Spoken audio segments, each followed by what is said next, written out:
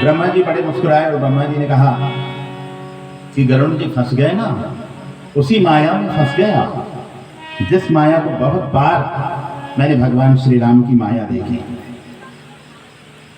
ब्रह्मा जी ने कहा ये आपकी जो समस्या है ना गरुड़ जी, इसका समाधान मेरे पास नहीं है। बोले किसके पास है? बोले भूत भावन भगवान शंकर के पास चाहिए। और भगवान शंकर हमेशा कहाँ व्याप्त रहते हैं, कहाँ लीन रहते हैं?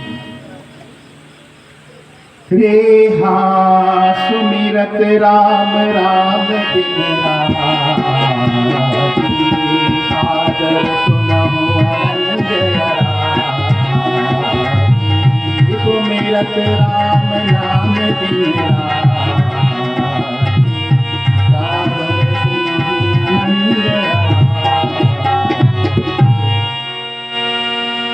भगवान श्री राम जी के पास गए, भगवान शिव जी के पास गए गरुड़ जी महाराज। ये प्रारंभ की कथा है कि किसने किसको कहा, किसने किसको कहा, और भगवती पार्वती जी से जो कथा भगवान शिव ने कही थी वो कथा का पूरा विस्तार, क्योंकि प्रथम दिवस है इसलिए प्रथम दिवस की कथा में ये सारी चार चीजें, सारी बातें आती हैं। तो शिव जी ने बोले कि रोग आपका दूर नहीं होगा गरुड़ जी महाराज, जब तक लगातार आपका उपचार नहीं होगा, जब तक आप लगातार राम नाम रूपी दवा नहीं खाएंगे आपका उपचार नहीं हो सकता। शिव जी ने बोले जहां 24 घंटे कथा होती है, कहाँ होती है 24 घंटे कथा? जहां यहाँ हो रही, देखो ये भी नील पर्वत है, ये भी प्रयाग है, ये भी वाराणसी का 80 घाट है, जहां अनवरत रूप से आज से राम कथा मंदाकिनी, राम कथा गंगा प्रवाहित हो रही है। बोले संशय तुम्हारा गरुड़ जी महाराज कहाँ नष्ट होगा, कहाँ दूर होगा? बोले आप नील पर्वत जाइए, क्योंकि गरुड़ जी भी खग हैं, खग की भाषा खग ही जानता है। खग जानही खग ही के भाषा, खग खग की भाषा जानता है। भगवान भोलेनाथ कहते हैं कि तब ही होई सब संशय भंगा, जब तब काल करहि सत्संगा, तब ही होई सब संशय भंगा, जब तब काल करहि सत्संगा। रे सत्संग विवेक न होई, राम कृपा बिन सुलभ न होई। रे सत्य सुख नहीं सत्संग पाई, पारस परस दुहात दुहाई, सत्संगति मुझ मंगल मूना, सोई फल सिद्धि सब साधन। संशय कहाँ समाप्त होगा गरुड़ जी महाराज? बोले संशय समाप्त करने का एक ही स्थान है, ना आपका प्रयाग में होगा, ना आपका वाराणसी में होगा। बोले कहाँ होगा? नील पर्वत में, जहाँ काकभूषुंडी जी महाराज निरंतर 24 घंटे पक्षियों के समक्ष कथा कह रहे हैं, वहां आपका संशय होगा। नीलगिरी पर्वत के समीप जैसे पहुंचे आश्रम में, जैसे आश्रम में पहुंचे, आश्रम का वातावरण इतना पवित्र था, इतना शुद्ध था, इतना अच्छा था कि जैसे उस स्थान पर पहुंचे हैं गरुड़ जी महाराज, पूरा संशय, पूरा संदेह समाप्त हो जाता है। काकभूषुंडी जी महाराज बड़े आदर के साथ, बड़े सम्मान के साथ अपने राजा, पक्षियों के राजा हैं ना गरुड़ जी महाराज, पक्षियों के राजा को उन्होंने सादर सम्मान के साथ बुलाया। पूछा कि राजा जी आपका आगमन कैसे हुआ? गरुड़ जी महाराज ने कहा कि मैं पहले ब्रह्मा जी के पास गया, फिर भगवान भोलेनाथ शशांक शेखर के पास गया, वहां भी मेरी शंका का समाधान नहीं हुआ, और आपके इस आश्रम में पहुंचते ही मेरी शंका का समाधान हो गया। तो वैसे ही है राम की कथा। 24 घंटे अनवरत रूप से आप 9 दिन राम की कथा आप सुनेंगे। आज तो पहला दिन है। आज के पहले दिन में इतना बढ़िया मैंने देखा कि कलश यात्रा हुई। छोटी छोटी बेटियां कलश लेके इतने सुंदर तरीके से चल रही थी, मन मुग्ध हो रहा था। और प्रभु की प्रेरणा, मेरे मित्र डॉक्टर राम रतन जी साहू, उनकी प्रेरणा, बोले कि राम की कथा भैया आपको करना है। मैंने सहर्ष स्वीकार किया। बोले जहां होता है राम की कथा, मैं सेवा देने के लिए गुरुदेव हनुमान जी की कृपा से हमेशा तत्पर रहता हूं। गरुण जी महाराज जैसे ही गए, स्वागत किया काकभूषण जी महाराज ने। और गरुण जी से काकभूषण जी महाराज कहते हैं कि क्या कारण है आपके आने का, आपके आने का कारण बताइए। सुनहु तात जेहि कारण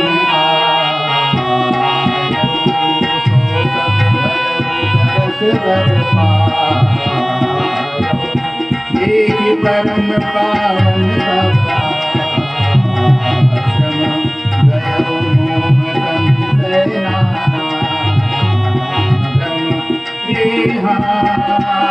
श्री राम कथा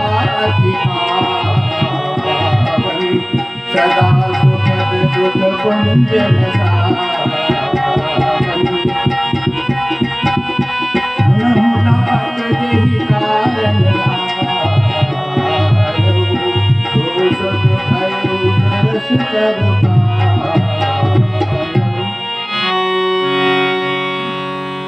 स्पष्ट तौर पे गरुण जी महाराज पूछते हैं।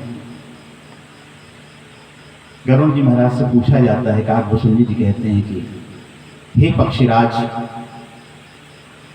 आपका आगमन कैसे हुआ? बोले कि जैसे ही मैं आपके आश्रम में, नीलगिरी पर्वत के इस आश्रम में जैसे ही प्रवेश किया हूं, मेरे अंदर कोई सा भी संदेह, कोई सा भी संशय नहीं है। तो जहां पर 24 घंटा अनवरत रूप से भगवान की कथा होती है, वहां तो संशय, संदेह, सब कुछ, भ्रम, सब कुछ दूर हो जाता है। भगवान श्री राम की कथा का इतना पावन पुनीत नाम है राम जी का।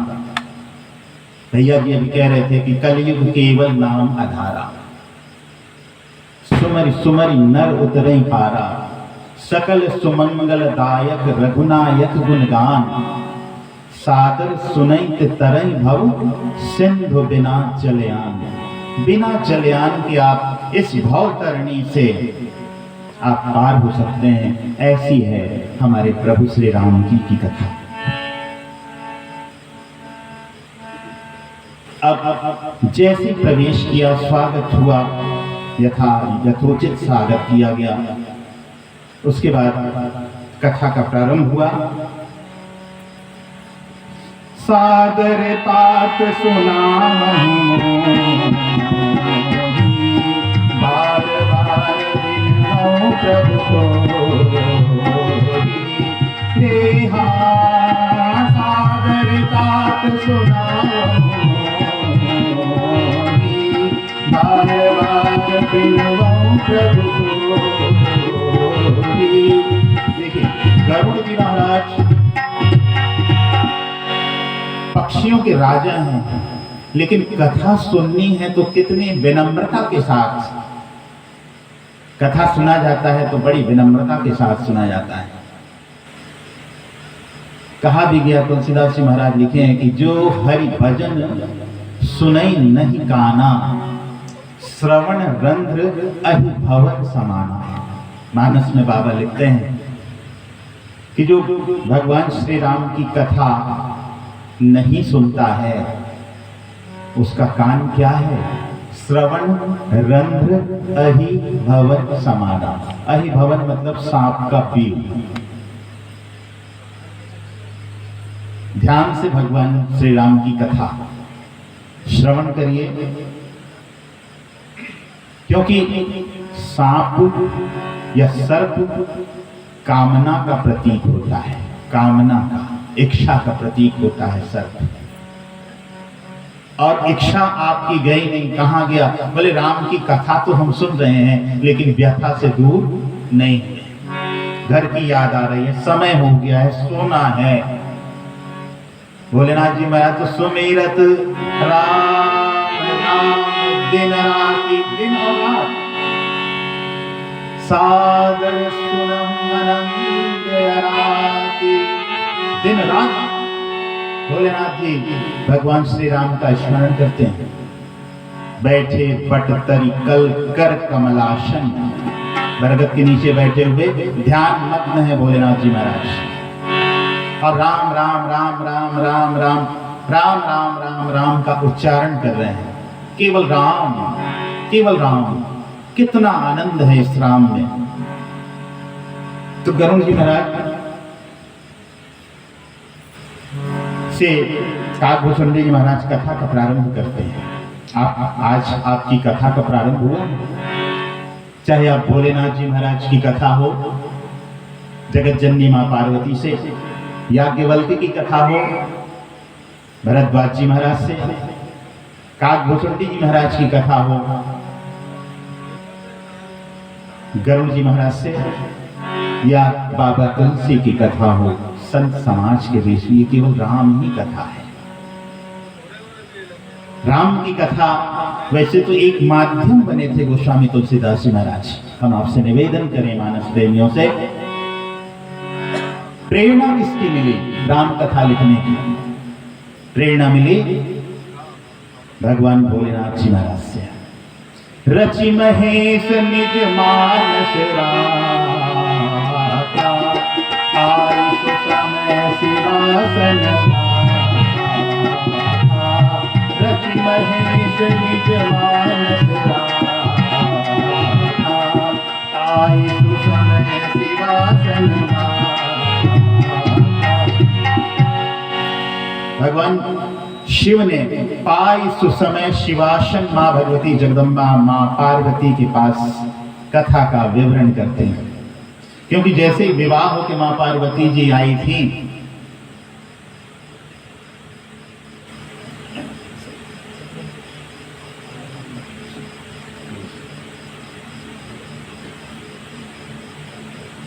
जैसे विवाह होके माता पार्वती आई थी कि धन्य धन्य गिरिराज कुमारी,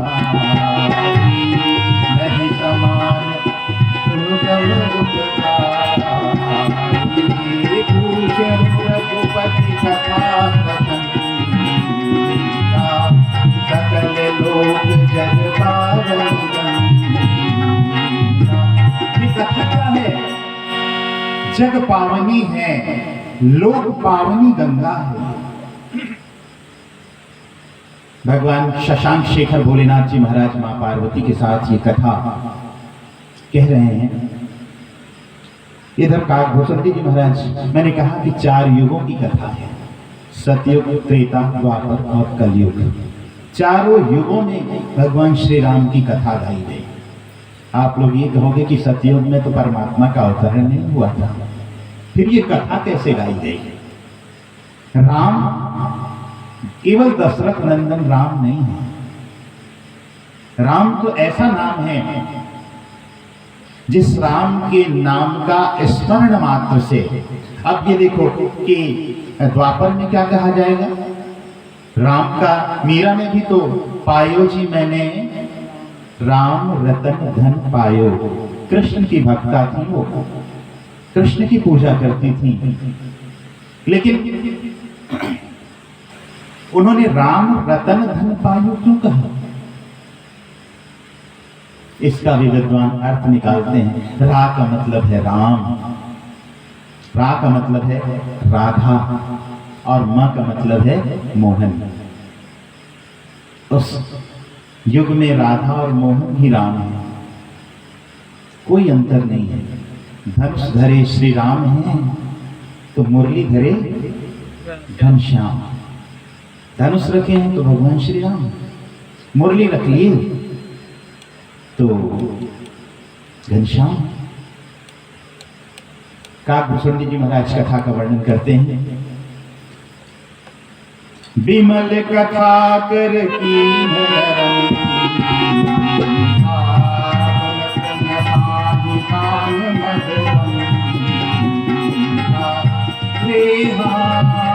विमल कथा कर की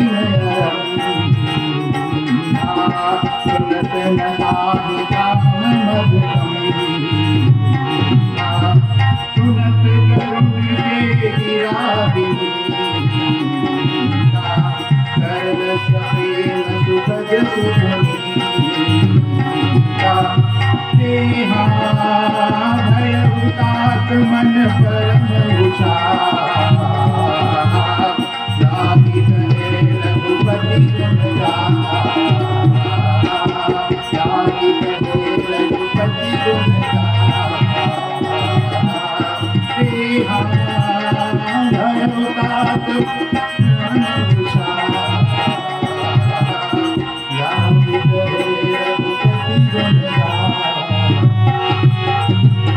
जैसे करुण जी महाराज ने कथा की बात कही, परम उत्साहित हो गए। राम का स्मरण देखो, हर जन्म में राम जी जितनी बार जन्म लिए, काकभूषुंडी जी महाराज हमेशा उनके बाल रूप का दर्शन करने के लिए हमेशा आए। और जब तक बाल रूप था, उनके हाथ का दूध, मक्खन, रोटी छीन छीन कर खाते थे।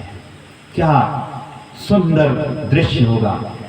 काकभूषुंडी जी महाराज और परमात्मा श्री राम जी, परमात्मा श्री राम के लिए तो अकारण करुणा वर्णनालय कहा गया।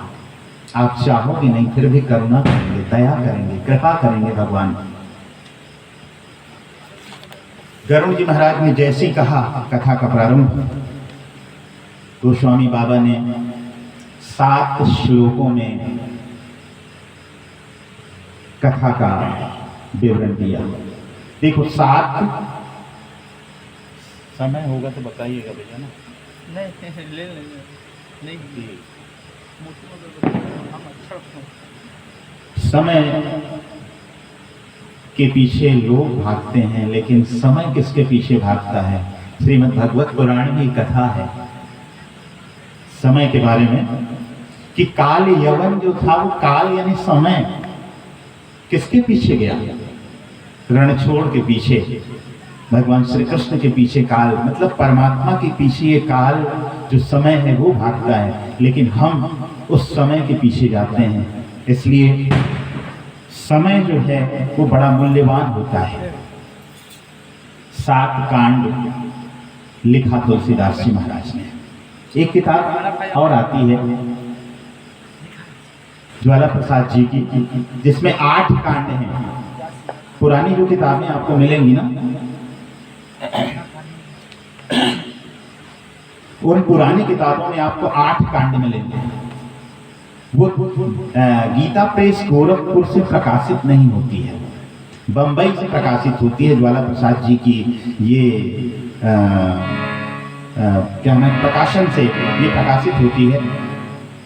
और 8 कांड, और अंतिम जो कांड है वो लवकुश कांड के रूप में 8वें कांड में, लेकिन बाबा तुलसी ने गीता प्रेस गोरख, हाँ 8वां कांड बाबा का नहीं लिखा हुआ है।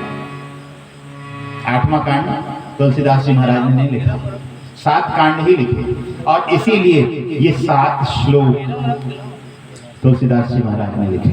7 कांड, 7 श्लोक। देखिए 7 का अंक आपको मैं बता रहा हूं क्यों 7 ही लिखा। सब लोग जैसे आप कहते हो ना कि जिसकी भावना जैसी होती है भगवान वैसे ही मिलते हैं। ये कांड 7 कांड लिखा, ये 7 कांड का मतलब ही 7वें जन्म की कथा है भगवान श्री राम की, 7वें अवतार की कथा है। 7वां अवतार भगवान श्री अकारण करुणा वर्णनालय भगवान श्री राम के रूप में हुआ था।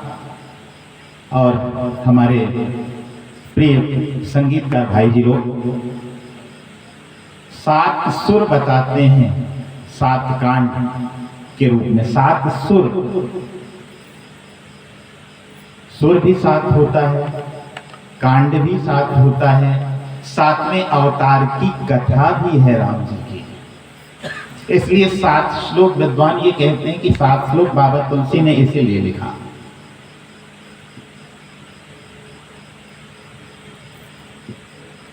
इसके साथ साथ तार सप्तक, संगीतकार भाई जी लोग 7 तार सप्तक बताते हैं, सप्तक 7। और 7 किसका प्रतीक है? 7 आपके जीव का प्रतीक भी 7 है। आप देखोगे सबका अंक अलग अलग है। माया का अंक है 5, जीव का अंक है 7 और ब्रह्म का अंक, उससे बड़ा कोई अंक ही नहीं होता। क्या है? 9 का अंक। 9 से बड़ा कोई अंक ही नहीं होता और 9 मतलब होता है ब्रह्म। ब्रह्म। तो इस तरह से कथा, राम कथा, देखिए 7 दिन तक बाबा तुलसी ने संस्कृत में कथा लिखी थी। दिन भर लिखते थे और जैसी शाम में रात होती थी, रात के बाद सुबह फिर होती थी, वो कथा मिट जाती थी। 7 दिन तक खूब प्रयास किया तुलसीदास जी महाराज ने कथा लिखने का, लिख नहीं पाया।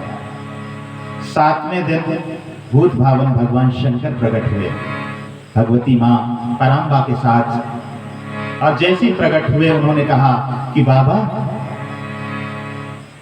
आप लोक भाषा में अपनी कथा लिखिए, अवधी में अपनी कथा लिखिए, संस्कृत में मत लिखिए, क्योंकि आगे चलकर आम जनता संस्कृत को नहीं समझ पाएगी।